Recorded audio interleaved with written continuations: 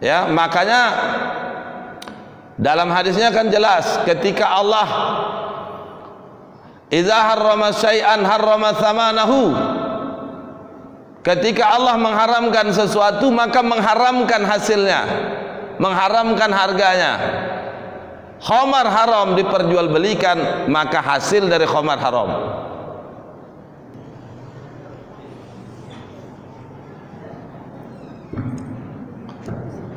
Bismillahirrahmanirrahim. Assalamualaikum warahmatullahi wabarakatuh. Alhamdulillah wa kafa, salatu wassalamu ala habibina Mustafa wa ala alihi wa sahbihi wa man iqtafa.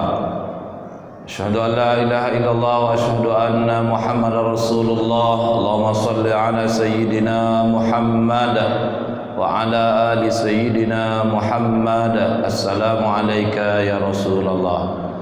Subhanaka la ilma lana illa ma 'allamtana innaka antal alimul hakim. Rabbi shrah li sadri wa yassir li amri wa hlul 'uqdatam min lisani yafqahu qawli, amma ba'd. Bapak Ibu hadirin wal hadirat, tamu-tamu Allah jemaah salat fardu maghrib Masjid Darussalam yang kami hormati, alim ulama, ceri pandai, tokoh masyarakat, pendidik mama, pengurus masjid beserta jajaran yang besar dari sebut gelar, kecil dari panggil nama. Semoga kita semua senantiasa berada dalam ridho dan barakah dari Allah Subhanahu wa taala. Amin ya rabbal alamin. Bersyukur kita kehadiran Allah dan lafaz alhamdulillahi rabbil alamin. Malam ini kita kembali Allah beri kesempatan bisa bermuajahah di tempat yang mulia, yakni di masjid ba'da salat maghrib kita dirikan. Mudah-mudahan salat maghrib yang kita dirikan itu menjadi sebagai salah satu sebab nantinya kita mendapatkan rahmat dari Allah Subhanahu wa taala. Karena ingat Bapak Ibu yang berbahagia, orang masuk surga, seseorang dimasukkan ke dalam surga bukan karena salatnya, bukan karena ibadahnya, bukan karena yang lainnya, tetapi dimasukkan ke dalam surga karena rahmatnya Allah. Allah akan rahmati kita ketika kita senantiasa mentaati syariatnya, mengerjakan semua yang Allah perintahkan, imtithalu awamirihi wa ijtinabu nawahihi, mengerjakan awamirihi, segala yang diperintahkan oleh Allah, wa ijtinabu nawahihi, meninggalkan semua yang dilarang oleh Allah. Maka dengan begitu Allah akan mengasihi kita, mencintai kita, dan akan memberikan rahmatnya kepada kita. Nah, dengan rahmat itu insyaallah kita memiliki password, tiket untuk masuk ke dalam surganya Allah Subhanahu wa taala insyaallah. Bapak Ibu yang berbahagia, pertemuan sebelumnya kita sudah membahas tentang syarat-syarat dalam jual beli. Dari 3 rukun dari jual beli. Rukunnya ada 3 kemarin, ada namanya syigat, ada aqidain, 2 pihak yang berakad, ada syigat ijab dan qabul, ada yang ketiga namanya mahallul aqad atau maqud alaih, objek yang diakadkan. Objek itu bisa jadi barang, bisa jadi uang atau harga. Harga ya. Nah, maka dari itu ini rukunnya. Kalau 3 rukun terpenuhi, akad terpenuhi rukun, terhindar insyaallah dari unsur batil. Tinggal terpenuhi syarat. Syarat sigat kemarin ada 4. Ada majlisul aqad. Jadi orang berakad harus dalam satu majlis. Majlis yang dimaknai bisa majlis tempat atau majlis akad dalam satu ketentuan akad. Yang kedua harus muafik, sesuai. Yang ketiga tidak boleh fasil, terputus. Antara ijab qabul harus tersambung, tidak ada aktivitas yang menengahi. Yang terakhir harus tasmi'. Akad itu bisa didengar, bisa dipahami. Kalau 4 syarat terpenuhi, maka terhindarlah sigat dari unsur mengakibatkan akad menjadi fasad, rusak. Tinggal terpenuhi tidak syarat dari orang-orang berakad. Aqidain, 2 pihak yang berakad. Bai' mustari, pembeli dan penjual. Itu minimal ada 3 syarat yang ditetapkan oleh syariat. Pertama, aqilan, orangnya mesti berakal. Maka tidak boleh orang gila berakad. Balighan, harus balik, orang yang sudah mampu membedakan bainal haq wal batil, bisa bedakan hak dan batil. Minimal mumayyiz, anak-anak yang berusia 7 tahun. Yang ketiga, syaratnya itu mesti terpenuhi unsur syarat mukhtar. Mukhtar itu orang yang sudah mampu menentukan pilihan. 3 syarat terpenuhi, maka terpenuhi pula syarat rukun kedua, namanya syarat aqidain. Nah, tinggal yang terakhir kita bahas pekan lalu, itu syarat mahallul aqad atau ma'qud alaih, objeknya.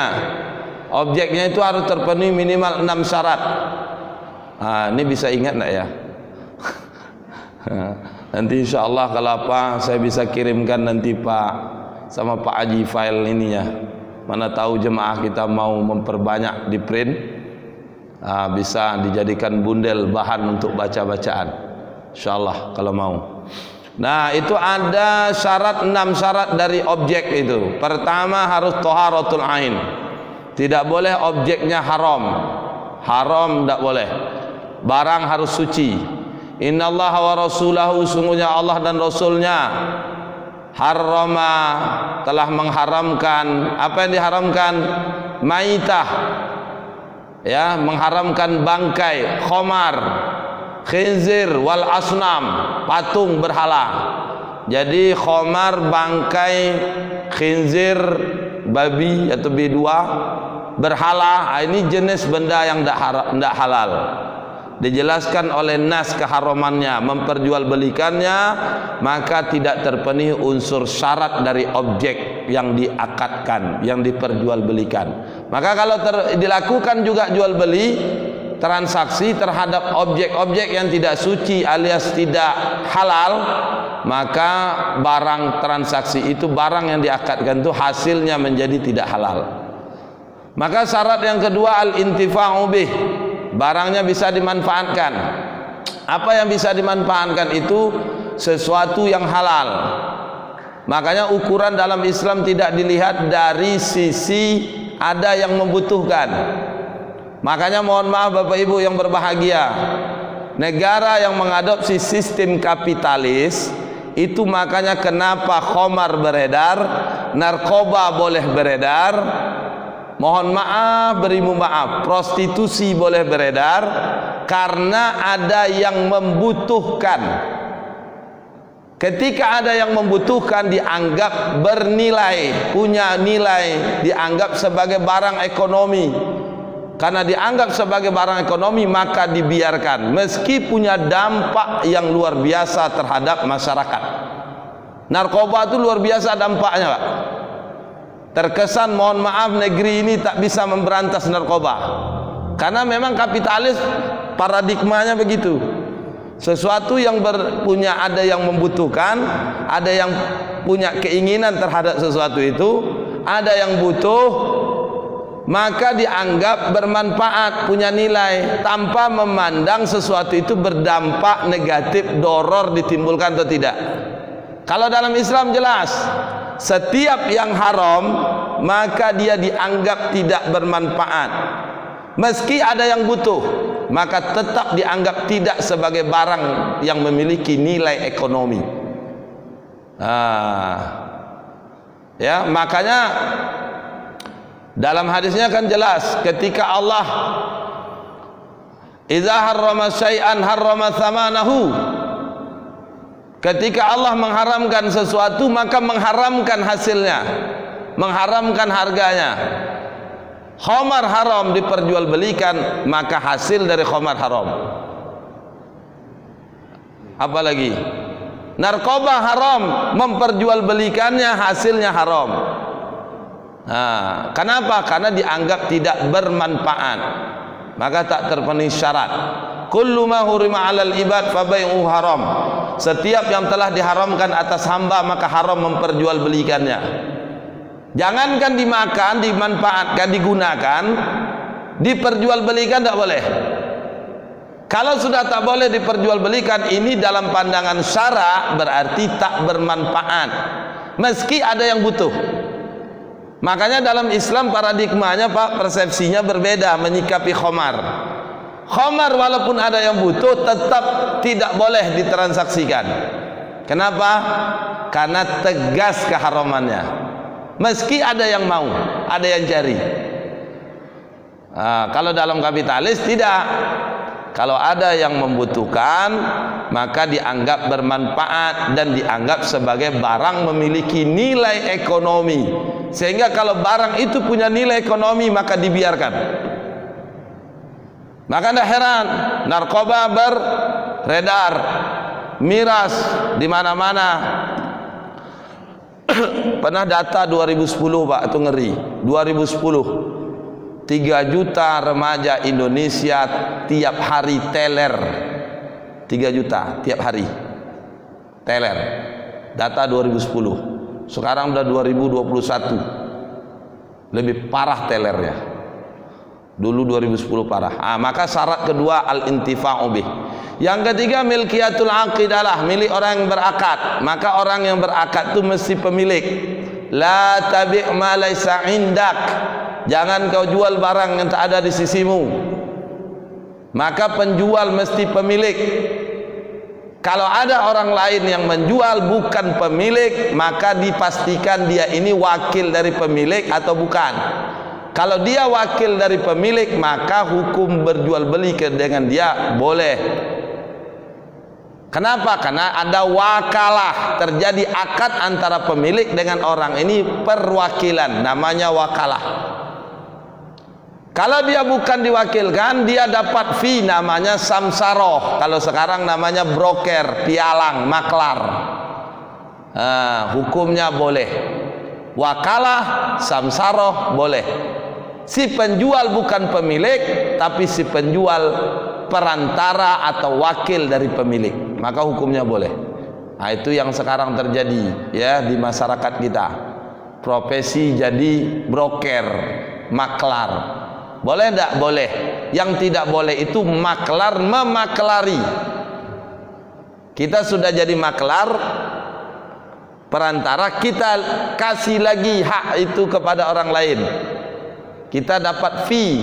Itu namanya kalau istilah orang kita Sumatera Barat, tembak di atas kudo.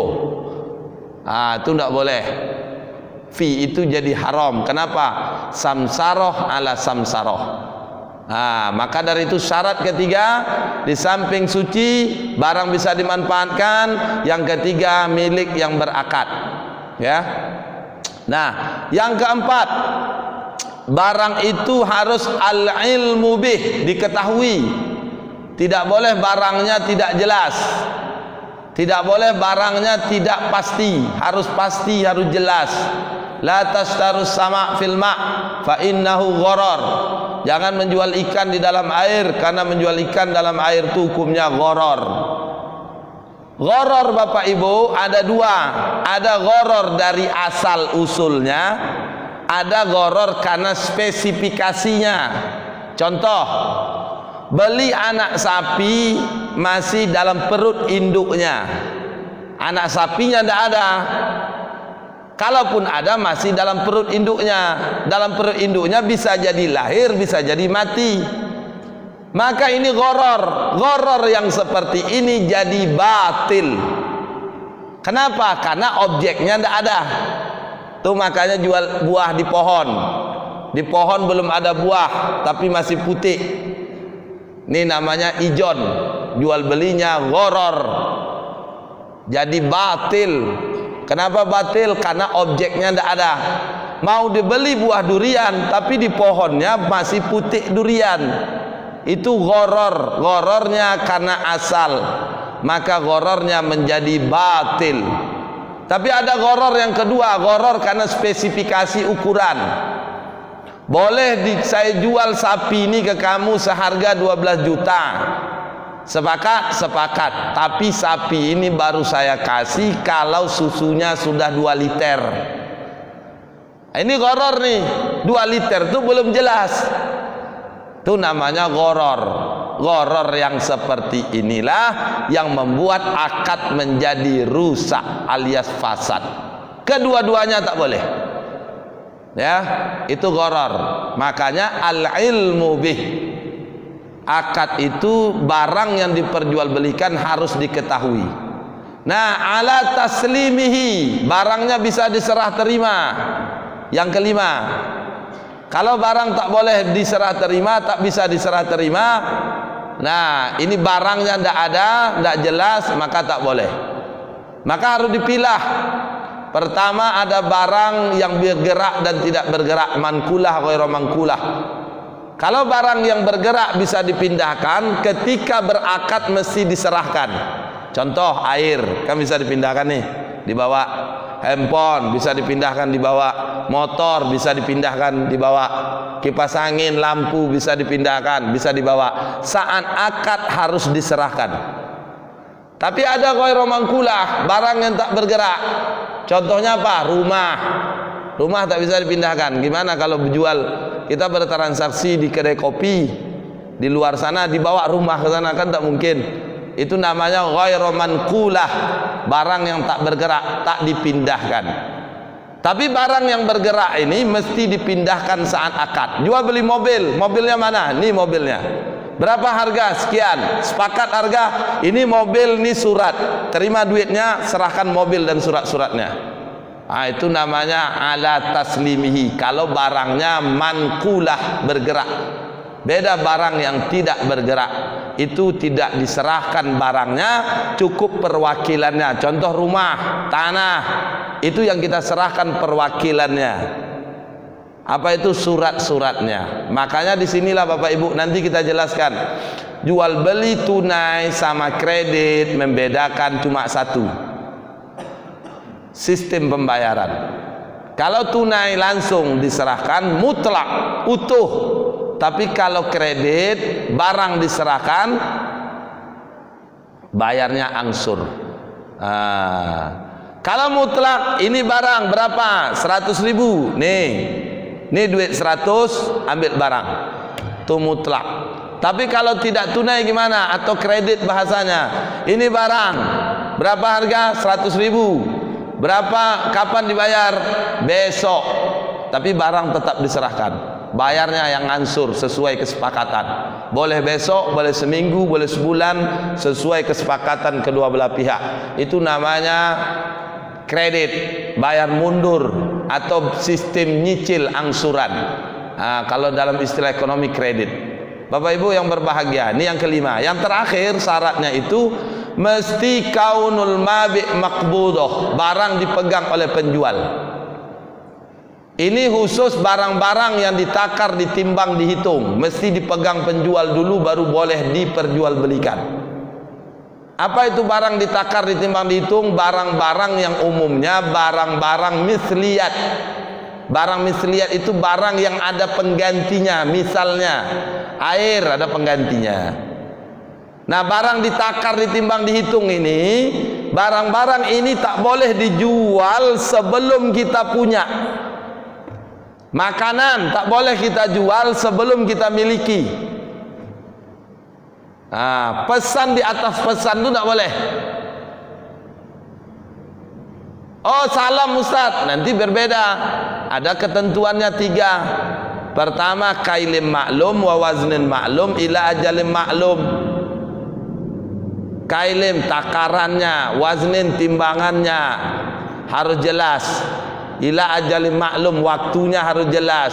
Yang ketiga, harganya harus kontan alias cash.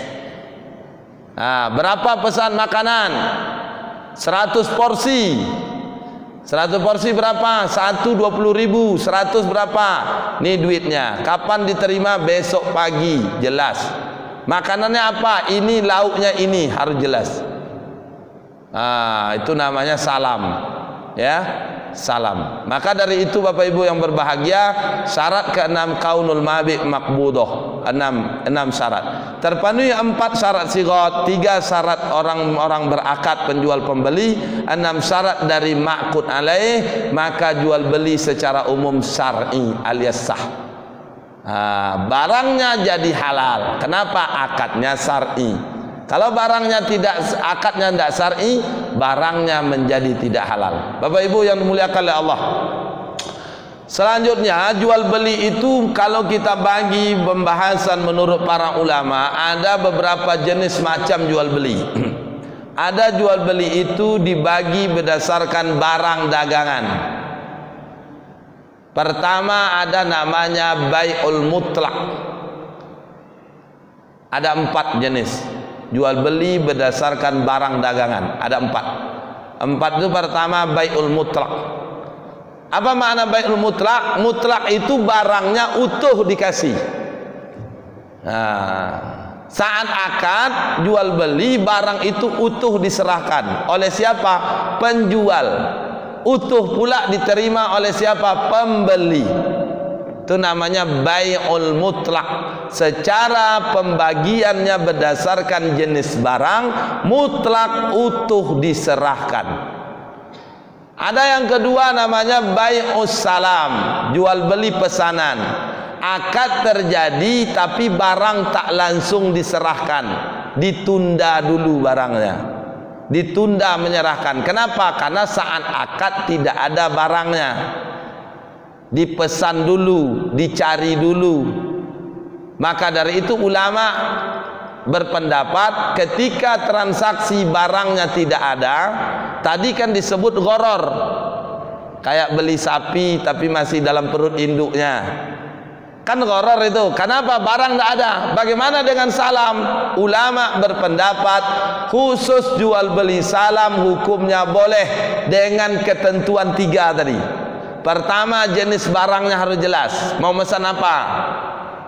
Mesan durian, mesan jeruk, mesan semangka, mesan beras, jenisnya apa, berapa banyak, kailim maklum, takarannya harus jelas, berapa kilo, berapa, kalau padi misalkan berapa gantang, itu harus jelas, Pak. Jenisnya harus jelas, spesifikasinya harus jelas. Yang kedua, waktu penyerahannya harus jelas. Saya pesan berapa lama?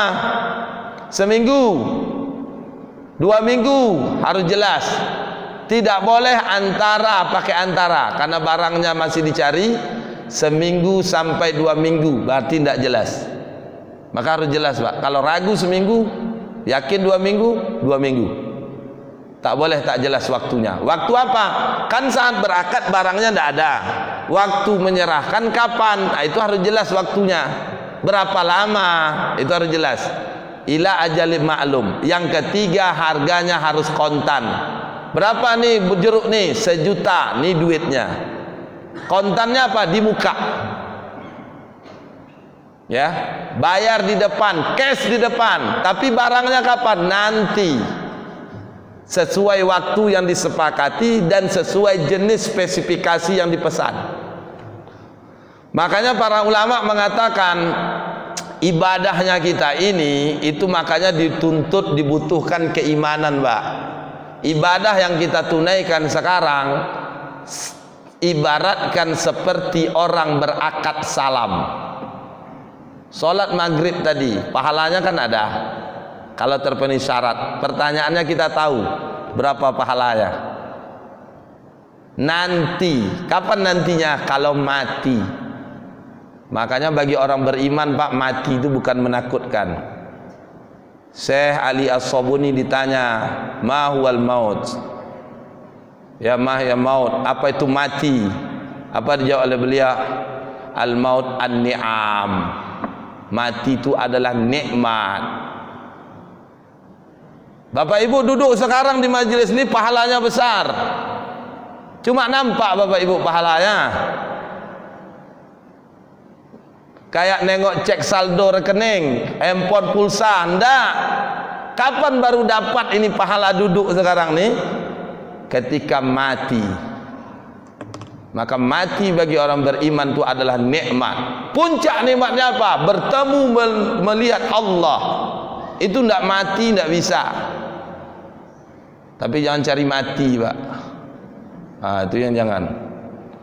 Karena pengen mati cepat, aku mau ketemu Allah, minum racun. Itu bukan mati menjapa, itu bunuh diri, mati fasik.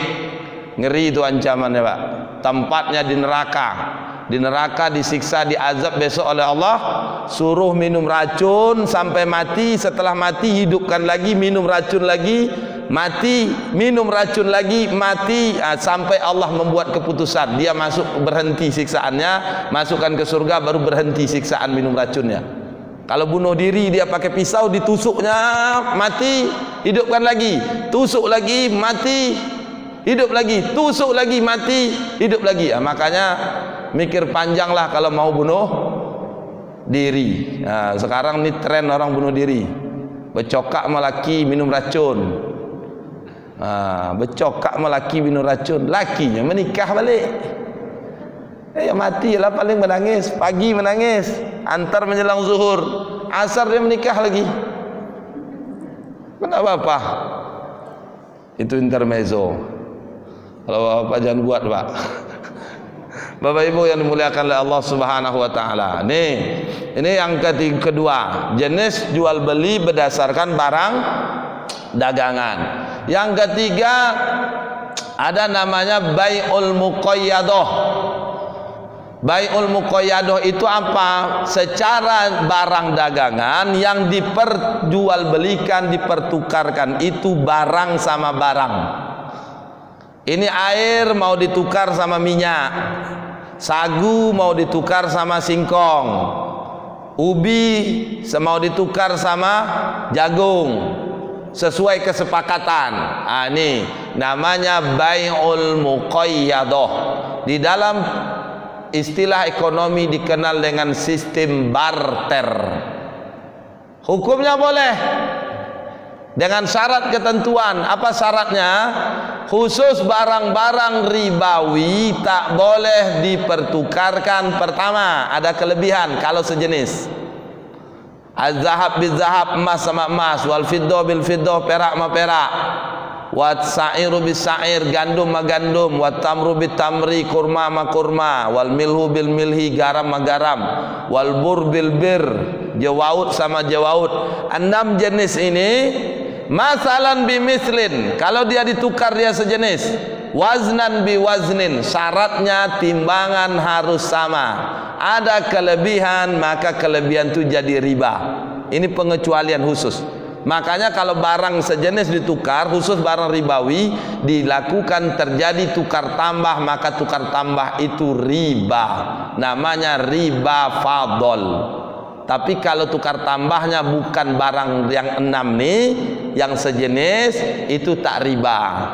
Handphone ditukar sama handphone. Punya handphone dah setahun yang lalu, pengen diganti handphone yang baru. Berapa nambah? 1 juta. Ini handphone saya, ini duit 1 juta. Karena handphone bukan tak masuk dari 6 jenis tadi, maka tak terjadi riba. Ini syaratnya. Khusus barang ribawi, waznan biwaznin, timbangan harus sama. Emas sama emas ditukar harus sama. Punya cincin yang tak pakai mata, permata, mau ditukar yang tak ada permatanya, belah rotan misalkan, sama-sama emas, maka takarannya harus sama.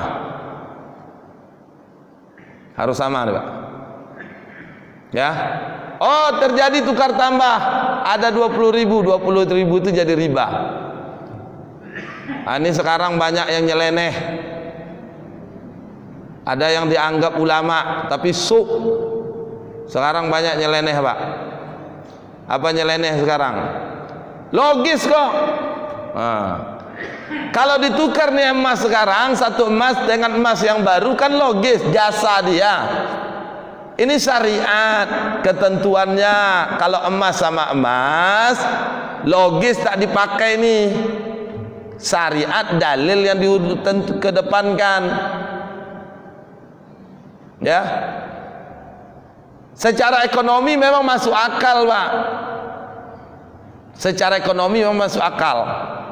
Tapi kurma sekilo, kurma biasa 2 kilo, 2 kilo kurma biasa, kalau ditukar dengan kurma dengan kualitas yang bagus, ingat kurma barang ribawi, 2 kilo kurma biasa mau untuk ditukar dengan satu kurma yang bagus, kualitas yang bagus, itu sekilo. Secara nilai ekonomi logis, masuk akal. Tapi karena kurma barang ribawi, ini sekilo yang biasa harus sekilo pula yang bagus. Karena kurma sama kurma. Tapi gimana, rugilah yang punya kurma biasa. Gimana supaya jangan rugi? Kata Nabi, jual dulu 2 kilo nih, dapat duitnya, baru beli kurma yang bagus. Yang hasil jual 2 kilo tadi, dapat sekilo kurma yang bagus. Itu solusinya. Tapi kalau ditukar tambah 2 kilo untuk dapat kurma yang bagus, harus menyiapkan 2 kilo kurma biasa. Nah, karena kurma barang ribawi ada syarat ketentuan, waznan bi waznin, timbangannya harus sama. Kalau terjadi penambahan kelebihan timbangan, maka kelebihan itu apapun bentuknya, kelebihan itu jadi riba, sama tukar tambah emas. Maka apa solusinya? Jual dulu, dapat duitnya, sudah terjadi serah terima, baru beli emas yang baru. Kalau langsung ditukar, wajar kok upah dia, maka itu jadi riba. Apa namanya? Riba fadl. Gitu. Ini yang syarat pertama. Syarat kedua, dia harus yadan biyadin, qabdu atau takobut. Khusus barang ribawi tadi kalau ditukar, ini kita khusus barang ribawi nih. Selain dari khusus yang 6 nih, selain dari 6 nih boleh. Kalau barang ribawi yang 6 ini harus langsung yadan biyadin, serah terima. Ini duit, ini barang. Maka hati-hati ketika transaksi jual beli kurma online. Pembeli kurma kita di Pekanbaru, di Pandau, penjualnya ada di Jawa atau di Bandung, di Bogor, di luar Riau. Nah, pesan kurmanya baru dikirim, tak langsung diserahkan. Ini hati-hati, jadi riba. Riba apa? Nasi'ah. Apa itu nasi'ah? Menunda. 6 jenis ini tak boleh ditunda. Bapak Ibu yang dimuliakan oleh Allah Subhanahu wa taala. Kalau selain barang ribawi boleh. Ya, boleh. Nah, yang terakhir, yang keempat, tadi ada bai'ul mutlaq, bai'ul salam, bai'ul muqayyadah. Yang keempat, jual beli secara barang dagangan, disebut yang keempat itu bai'ul sorof. Bai'ul sorof itu apa? Pertukaran mata uang. Mata uang masuk barang ribawi, hati-hati. Ini juga berlaku 2 ketentuan tadi. Pertama, harus nilainya sama. Yang kedua, tidak boleh ada nasi'ah, penundaan. Nilai sama, 100.000 dengan 5.000, harus 20 lembar. Kurang, lebih, kurang atau lebih, jadi riba fadl. 100.000 dengan 5.000, 20 lembar, tapi dikasih 15, 5 lembarnya besok pagi, maka jadi riba nasi'ah. Kenapa? Karena rupiah 10.000, rupiah pula duitnya yang 5.000. Beda kalau rupiah dengan ringgit, rupiah dengan dolar, itu nilainya pasti beda. Kenapa? Dipengaruhi oleh kurs mata uang. Misalkan kalau duit rupiah ini harganya 3.000, misal nih Pak. Kalau pakai ringgit harganya 1 ringgit, seringgit 3.000. Kan ada selisih nih, duit kita 3.000. Kalau pakai ringgit, seringgit. Kenapa enggak 1.000? Karena kurs mata uangnya tidak sama, beda jenis mata uangnya. Maka boleh terjadi selisih karena kurs. Cuma syarat kedua yang tak boleh, nasi'ah, menunda. Tukar 1.000 ringgit, diterima 800, 200-nya ditunda nanti sore, besok pagi. Maka ini jadi riba nasi'ah. Ingat Bapak Ibu, jual beli berdasarkan barang dagangan ada 4. Bai'ul mutlaq, jual beli utuh, barangnya utuh diserahkan. Bai'us salam, jual beli pesanan, barangnya tak langsung, dipesan dulu dengan ketentuan 3 syarat tadi. Yang ketiga, bai'us saraf, jual beli tukar menukar mata uang atau money changer. Ya, dengan syarat ketentuan itu tadi, kalau uangnya sejenis harus sama, dan yang kedua harus taqabud, tidak boleh ditunda. Yang keempat, bai'ul muqayyadah, jual beli atau tukar menukar barang sama barang, atau dalam istilah lain namanya barter. Baik, ini sekadar pengantar pada kita menjelang waktu isya masuk. Kalau ada yang mau sharing, persilakan. Ya, Pak.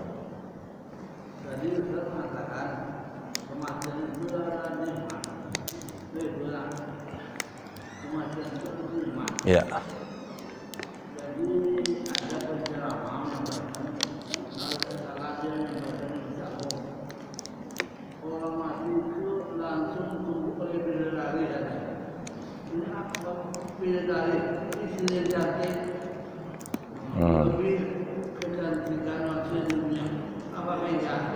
Ya.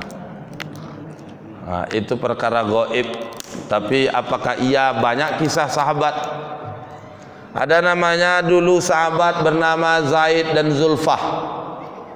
Zaid dan Zulfah itu, Pak, Zaid ini sahabat yang ekonominya biasa, menikah dengan Zulfah, seorang wanita berketurunan Quraisy, wanita cantik. Orang Quraisy itu kan keturunannya cantik. Dinikahkan itu karena Rasul yang menikahkan. Nikah Zaid dan Zulfah, sudah menikah, Zaid mendengar seruan jihad dari Rasul dan para sahabat. Akhirnya apa? Zaid tak jadi berbulan madu. Akhirnya Zaid memenuhi panggilan Allah dan Rasul untuk terjun ke medan jihad. Akhirnya apa? Zaid itu syahid di medan perang. Memang pas meninggal, bagi Rasul Allah bukakan hijab, melalui lisan Nabi dikhabarkan kalau Zaid itu dijemput oleh para malaikat, dijemput oleh para bidadari.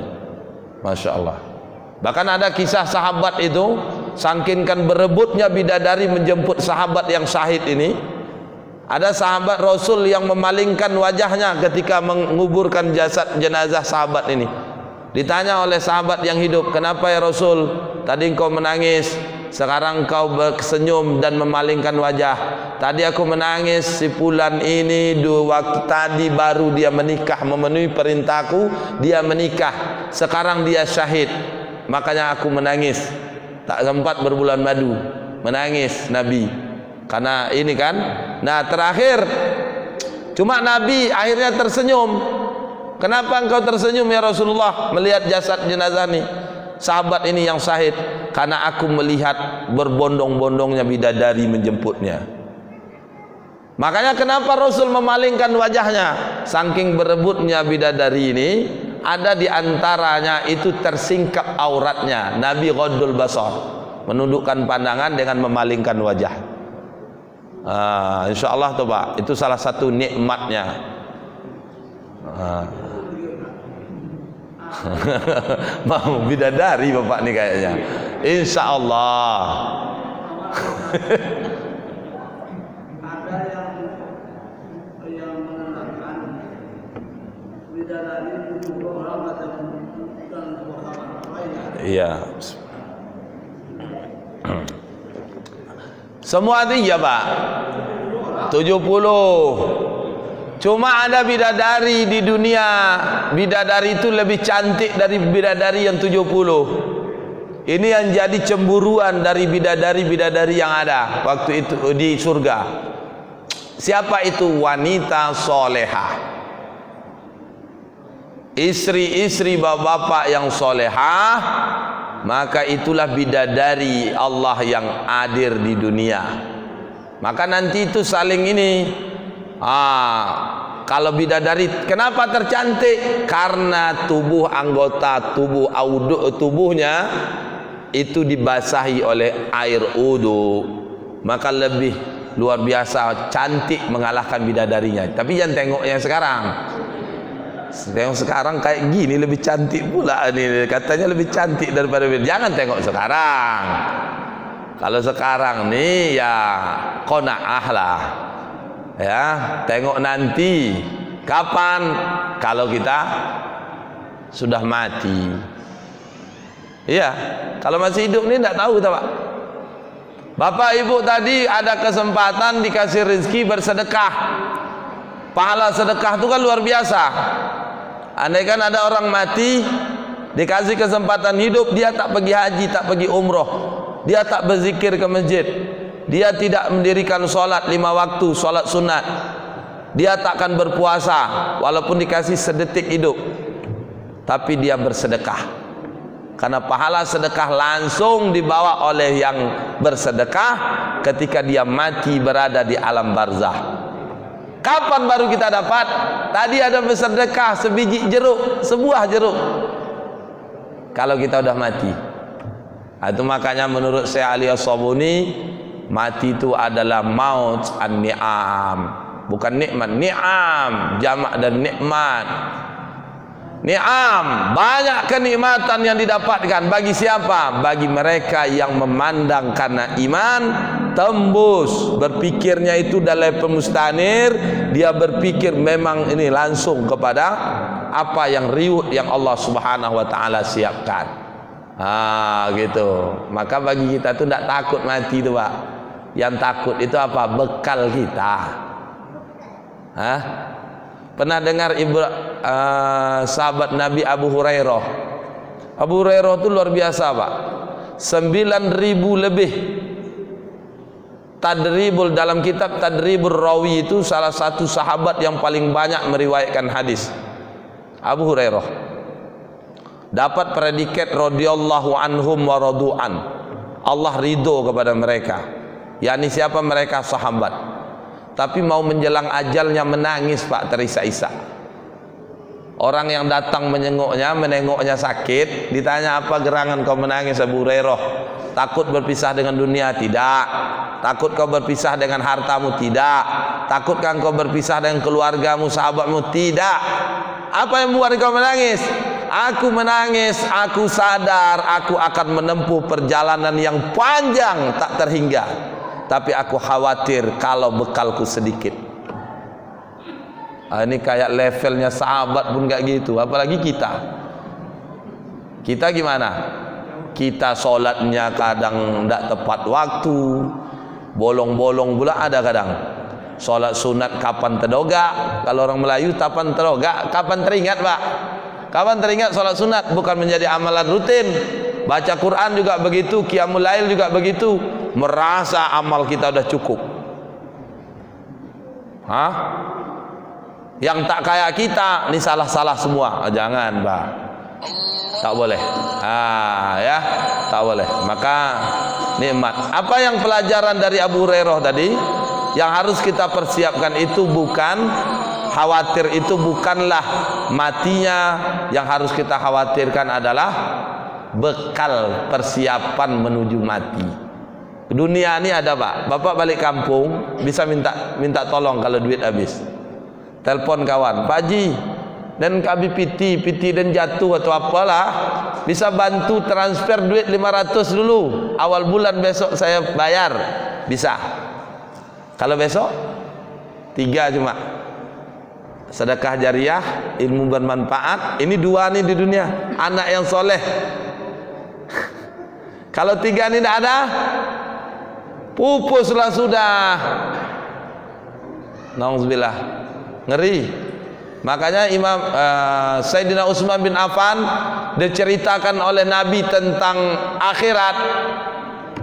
Beliau semakin kuat imannya, tapi biasa reaksi responnya. Tapi kalau ketika Nabi ceritakan tentang kematian, 3 hari 3 malam, Mbak, menangis. Utsman bin Affan radhiyallahu an. Kita diceritakan tentang mati, golak terbahak-bahak. Padahal malaikat maut geram nengok kita nih. 70 kali diceknya. Bentar nih, 21 menit. Bentar tengoknya. abang ni kok ditengok. Bentar tengoknya 70 kali. Konon kabar riwayat mengatakan begitu, terlepas ada ikhtilaf. Ada mengatakan ini bukan hadis, tapi ada yang mengatakan ini hadis. 70 kali sehari semalam ditengok oleh malaikat maut. Di abseni kita nih Pak. Makanya apa kata malaikat maut? Aku heran nengok manusia, kematian setiap saat menghampirinya, tapi dia tidak ada bekal persiapan untuk mati. Nah, makanya kata Nabi apa?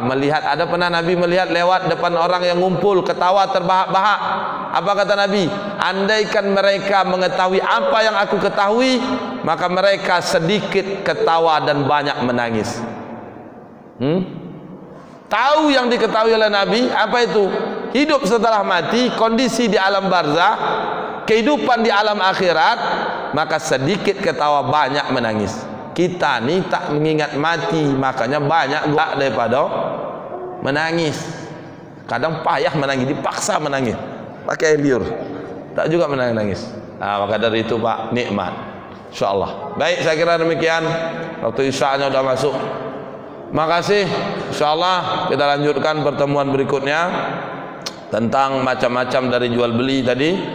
Kalau ada yang mau sharing bertanya tentang jual beli berdasarkan barang dagangan, insya Allah kita bahas di pertemuan selanjutnya sebelum kita melanjutkan bahasan jual beli secara berdasarkan harga.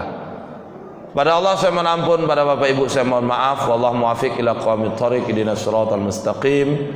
Wabillahil hidayah wa taufik. Wassalamualaikum warahmatullahi wabarakatuh.